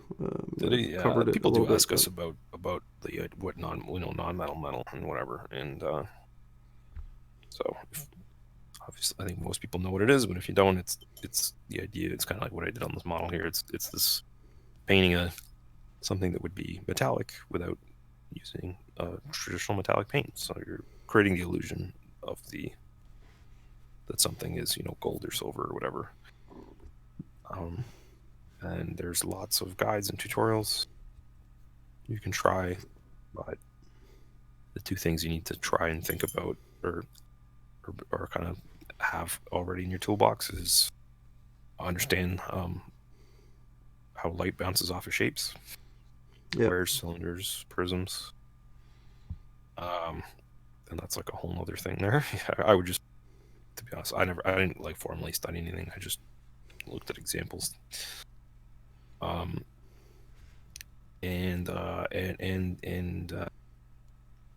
have the ability to blend 2 to 3 colors together as seamlessly as you can. So if you're like pretty comfortable doing that, or want to learn how to get better at that, because it is an exercise that would, I mean, if you just like, I mean, this is kind of the way I approached it. I just tried to paint stuff non-metal over and over again, and that basically taught myself how to do it and blend colors better. Yeah, it's also, I have to say, like, it shouldn't always be used on everything. I'm kind of like, I try and incorporate it whenever I can, but I found there's like times where it doesn't make sense. Right. And whatever. So for me, though, it was one of those things where when it was becoming the hot thing, it's kind of like, I don't know, 5 or 6 years ago, airbrushing became the thing. Everything had to be airbrushed. But before that, everything had to be non-metal or whatever. That's right, yeah. Paint any like Golden Demon or whatever, any notable artist or figure painting thing, that was like it. And when I was like decided, I like painting, when I get better at painting, that was, I gotta learn how to do it. And it was like, it's funny, I think when I stopped trying to do it and focusing so hard on it, that's when I kind of figured it out. It requires a certain patience. It's like it's a very like Karate Kid thing. You have to like wax on, wax off for like a while before it kind of clicks. I think for some people it clicks faster than others, and there's much better guides than when I was doing it. There goes my camera. Yeah, it's. I mean, sometimes you're better off not even doing it. I don't know. I still mess it up all the time. Like on the cat, I had to redo it twice actually, because I wasn't getting it. I mean, the separation between it, there's such a fine line between, for example, a sword looking gray versus looking metallic, right? Like it has a lot to do with like the position of light, the contrast, and then just like adding the right touches of color in the right spots. It is super, super difficult, and very easy to mess up. Yeah. So whenever I hear someone like a little bit more novice in the hobby and they're like asking me about it, if I roll my eyes, it's there's a reason. Yeah, it's nothing personal. It's just literally just like you're thinking of when you did it at that time, and you're like, no. You're going hundreds of steps ahead of where you are. Yeah. So it's, I would say a good first step is just like understanding how to getting like really good depth in your colors, especially your like regular metallics. How to shade those properly, how to highlight that properly before you move into non-metallic. Absolutely. Yeah. You can just get good with those. Just painting whatever you call regular metallic. You can do those really nicely with the right shading and highlights. That'll transfer to your if you want to try the other thing, for sure.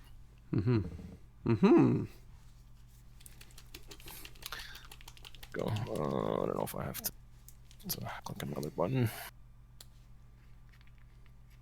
There I am. And he's back. Waiting for my AC adapter cord for this camera that I ordered 3 weeks ago from It's like a somewhere in thing. China. It's like a thing you don't really think about until you need it, right? Until yeah. So alright, I've got a spare battery. We're almost. It's almost 11. We'll probably wrap up soon, anyways. Yeah.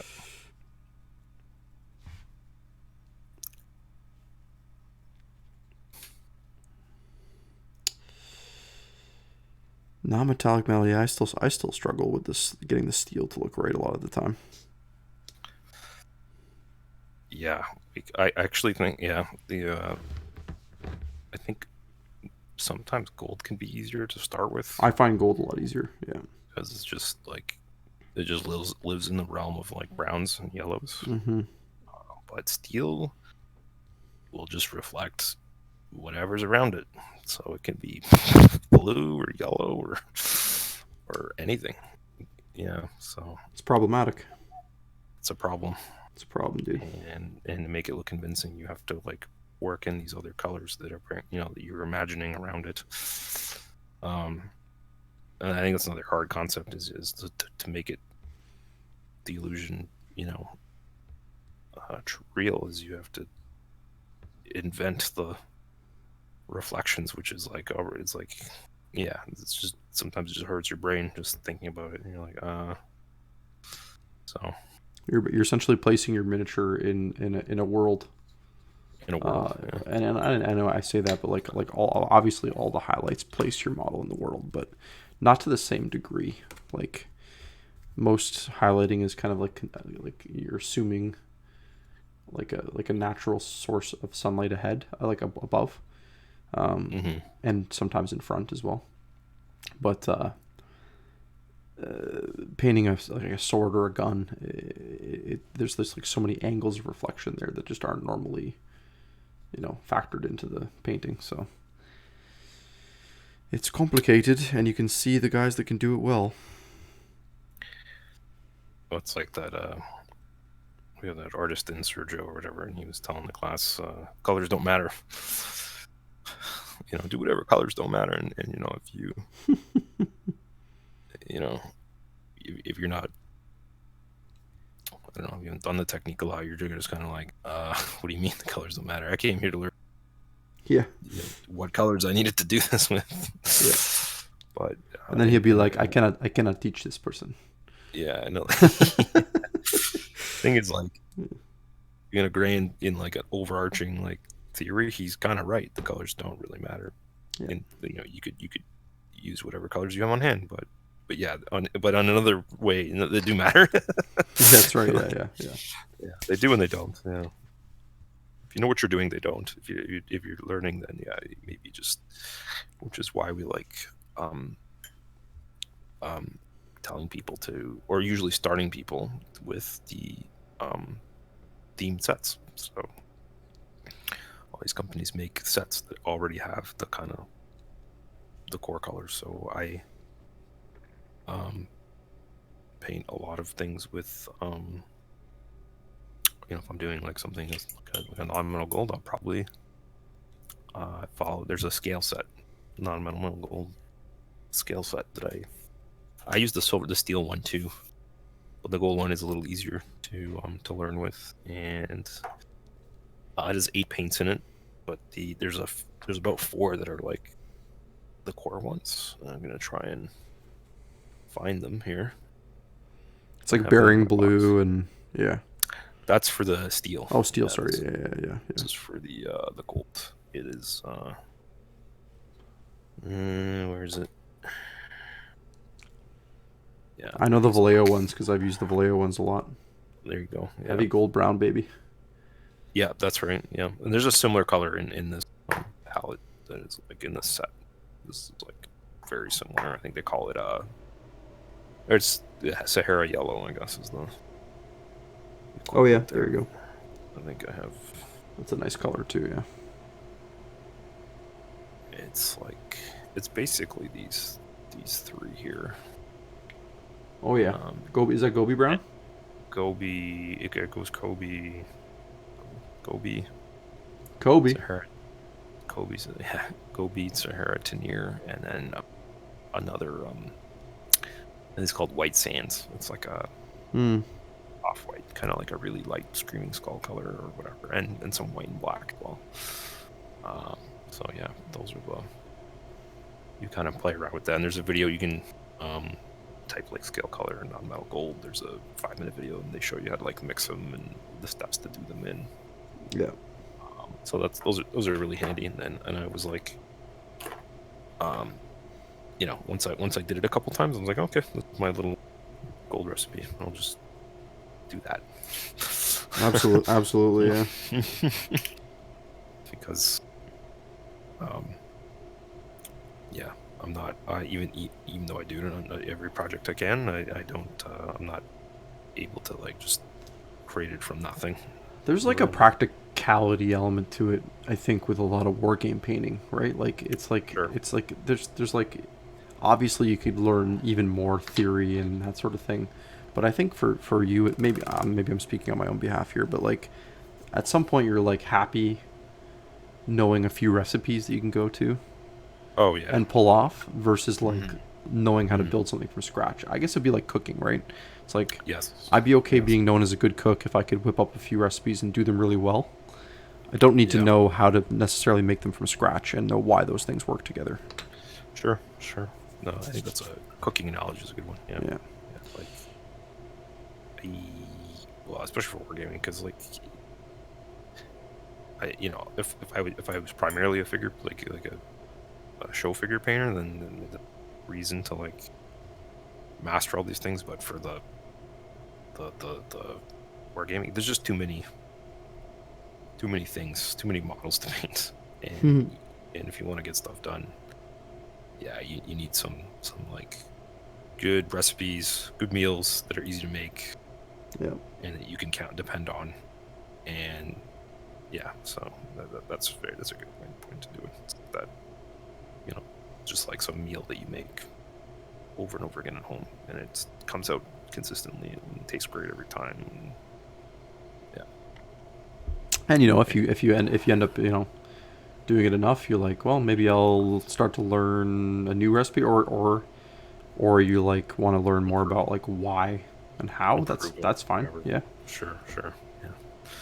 But like most school, like if you're studying art, for example, in school, you have to learn why and how and imitate the great painters first before you start to go off on your own. You know, that's the whole kind of concept of learning. Sure. Yeah. Imitation. There's nothing wrong with imitation. I certainly have no problem with it. We stress it every video. Yeah. It's you know, like it's like actually there's a gentleman in this. So there's a I don't know what they call it, the Southern Ontario, Western Ontario Figure Club. Mm-hmm. And these are a lot of the guys that participate in our Sword and Brush or whatever. These are all they're all great guys that have a real passion for painting and like us, except instead of like wargaming, they like learn how to paint figures or whatever. The same type of enthusiasm and whatever. And there's a gentleman there, he's a really nice guy. His name's Paul, and he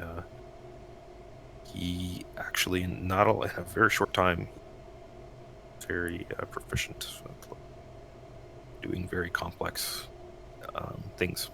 And the way he's gone about it, though, is you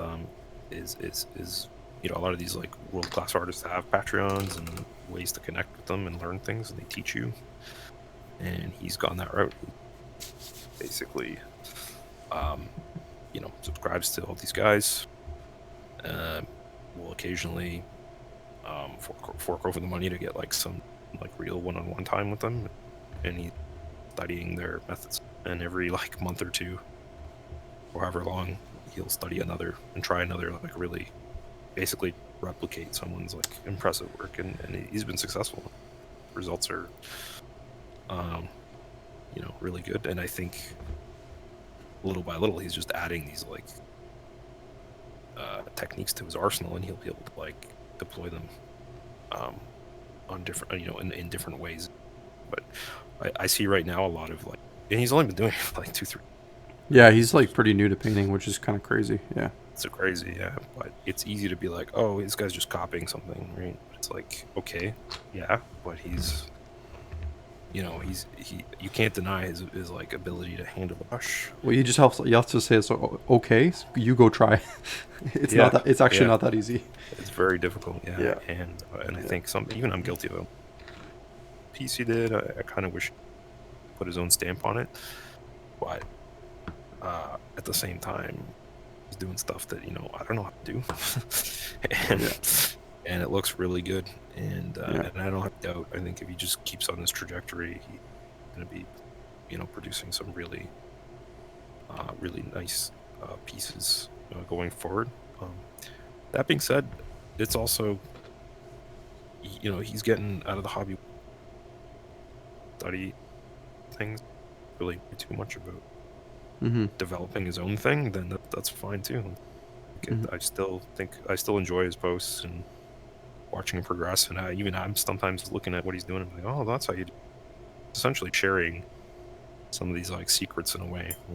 Doing some crazy. Right now, he's studying a piece by this basically the best non-metal painter on earth. Is that Pizarski? Is that, yeah? He Oh goes by man. what's Kirill or whatever his handle is. Yeah. And this guy paints. His non-metal is like photorealistic, so it looks basically real. It's not even like a lot of non-metal like is like, oh, that looks really cool, but it's you can tell that it's something that's like been painted or whatever. But his stuff looks like exactly like how your eyes would see it in nature. And I was always like, oh my god, like I would see an example, and my brain couldn't even calculate what the steps would be. But watching Paul go through it, he's been posting his progress shots, and I'm like, oh, picked up. You have to sketch out lighting this way, work in the colors in this. Once you see the like little step by step in like its incremental stages, you start to unlock mystery. And so there's a good example of just like, yeah, I don't know. I guess in simple terms, if you want to be a doctor, then you gotta go to and then Yeah. or if you want to be a carpenter, an electrician, you have to put in the 7,000 hours of apprenticeship or whatever it takes to get there. You have to not only have the drive, but to actually do it. So it's like that other phrase. I like one of Ash's phrases on painting's like jogging. You just have to do it. It's You're true. not going to It's get very in true. shape if you don't jog. You have to jog. Yeah. You gotta jog, dude. There's no way around it. No way around it. There's just none. There's no Yeah. quick, easy way. So That is true. The sketching thing that's the one thing I noticed. A lot of the best painters in the world, they seem to block their color values in just to try to get an idea of where the volumes and color are going to go, and then they blend it after, which is completely opposite of how I've ever painted. yeah, we're used to like just like applying layers. Just like blending as I go, essentially. Yeah. Yeah. And then these guys will like. When you see the sketches, it looks but like it's just there's reasons called a sketch because it looks like what you would see like an illustrator or comic book artist with a pencil, just like drawing these like they look almost crude. It's just like shapes and outlines of the characters, and then like they start kind of like creating. They draw like hard shapes to. This is like going to be. This is roughly the shape of the face, and then they start like filling detail later. Yeah. It's a lot of these world-class painters. That's how they go about setting up the model. Banshee's another good example. Alfonso Geraldus. Yeah. A lot of his stuff. Not to be mistaken on Geraldus. The other Geraldus. Yeah. There's. The other Geraldus. Yeah. That's right. Yeah.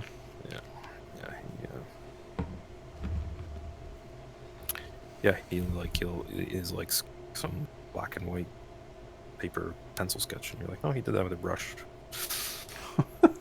and then he blended the things after. Yeah.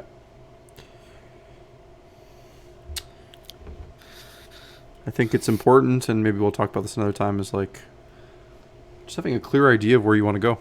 Because if you don't know where you want to go, Sure. it's hard to get there, right? Like, you Sure. kind of have to just, with anything in life, having an idea of where you want to end up helps you build a road to get there. So, Yeah, and then guys like us are around. So, by no means do I know everything, but I know enough people that I could point you in the right direction.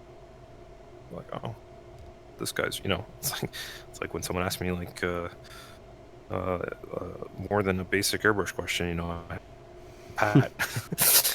yeah, yeah, exactly. And once we get past the like, is your airbrush yes/no? The answer is yes. Like, here, go talk to Pat or whatever. Yeah. Knows how to thin every paint. It's just a matter of someone else has put more hours than you, and you got to be okay with that. It's fine. Yeah.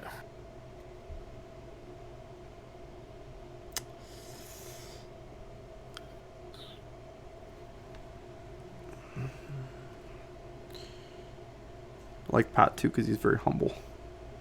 Oh yeah, very, very. Yeah. He is. What is it? Yeah, humble and is eager and he likes teaching. He does, yeah. It's great. Because he's not like holding. He's not like, oh, I mastered Russian or something, and I'm gonna die with the secret, That's right. Yeah. He's like, no, I like teaching you, getting better at it. So, always happy to have He him. runs classes at our shop, and if anyone's, well, eventually when things, how we say, get back to some level of normalcy, we'll be running classes again in our basement. That's why we renovated it. We have a lot more space next time too. So we're actually, one of the plans was to have proper TV set up so that you could actually stream and have like a really good classroom set up. So that's going to be really fun to do once it actually happens. Yeah, exactly. I'm excited for the future, whenever that is. Yeah. Whenever that is. Whenever that is, Whenever the future comes back. Whenever that happens, it's going to be good. It's going to be fun.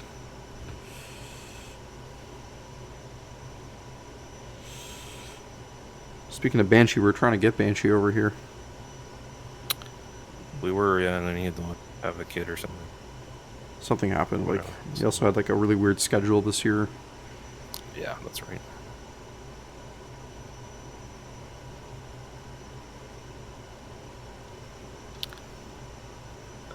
Let's try and get these. I'm just going to finish up this color and we'll probably call it a night, guys. Thanks for tuning in again. Please let us know if there's anything you want us to cover. We're probably going to run out of topics pretty quickly. Yeah, I need more things.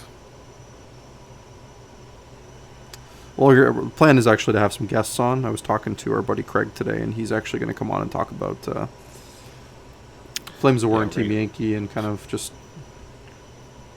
Sorry, go ahead. No, go ahead. Yeah, I was going to say, yeah, just get some more, what do you call, community experts or whatever, leaders, talk about what they like and share and answer. So it's just not, Chris and I can talk about painting a lot. It's nice to have one and there and two, and also exposes that side of the, you get to meet some of the, I guess, people play certain games at the store. Exactly. I mean, there's probably people, like, it's funny because, like, people are very habitual in terms of, like, the days they come into hobby. So, like, oh, sorry, yeah, I mean, you might have to turn notifications on with Twitch, I think, just like Facebook. Like, the default setting isn't, I don't believe that your notifications are on, so you probably have to actually like us, and then also, Derek, what's up? Yeah, you probably also have to, like, click notifications as well, so... It's okay, buddy. You can just watch the beginning of the episode once. I think it loads up almost immediately. Yeah, and as they drop off of Twitch, I'll be putting them up on YouTube. So.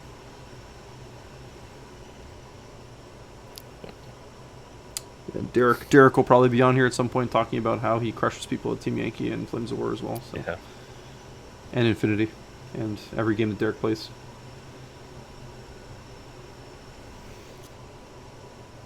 Actually, in a recent game, just couldn't kill his Archeon in AOS and just proceeded to destroy us. We played a doubles game. It was pretty funny.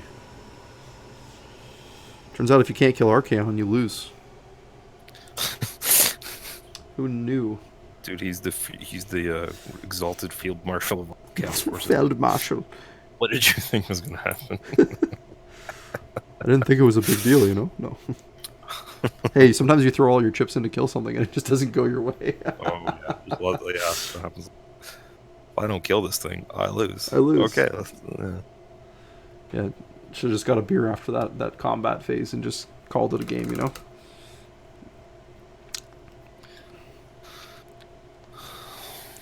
Problem was my partner didn't realize the game was over. He wouldn't give up, and even though I'm like, yeah, this game's over. He's like, no, we can still win. I'm like, okay. It's not bad, I guess. Trying. You should be on. Well, let us know what you want to talk about, maybe.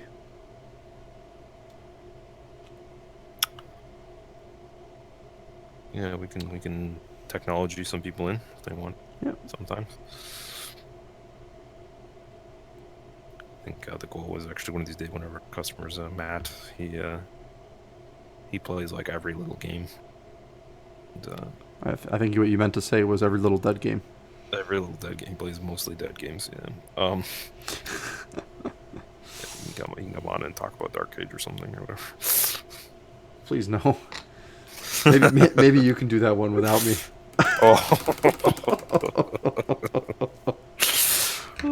Or we can talk about how he paints everything purple. Oh yeah, that's right. It's the coldest color. He loves purple. You know what, Matt? To his credit, he has painted everything he owns, but he paints a lot. He's got he does for a guy who plays like a dozen dead games, he's got painted armies for all of them. So. He's a good kid. He has a lot of hustle, you know. Yeah, great hustle. Yeah. What he makes up for in quality, he makes up for hustle for sure. That's why it's always so hard to cut him. It's always you don't want to cut him. It's funny for those of you that have hung around the store long enough, kind of hang out and do hobby with us. There's kind of like an element of like the longer you stay, the more you get the dings start to go both ways, you know. You start to like rag on each other, and there's a healthy amount of sass and trash talk. So it's an and endearing trash. Type of thing, but the people that it's like a sink or swim thing. If you can learn to give it back in a good dose, it's a good sign. So Matt's definitely picked that up. So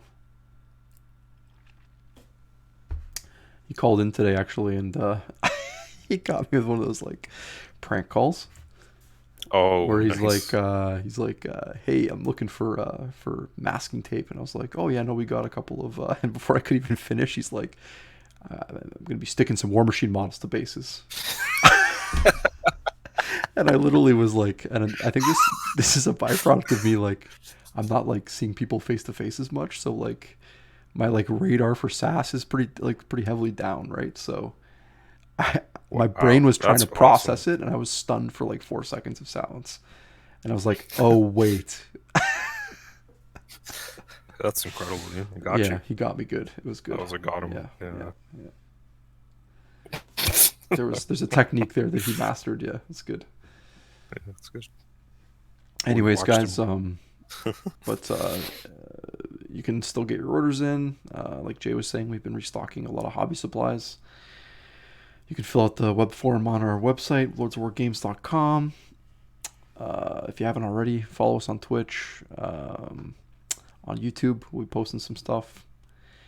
And just keep supporting us. We appreciate it. It's been amazing. I personally, some days I get a little emotional about it because it's pretty overwhelming that people actually care as much to throw the dollars they have in a time like this at us. So it's our hearts go out to you. We hope everyone's doing well, and we'll keep doing this for you guys. Thanks.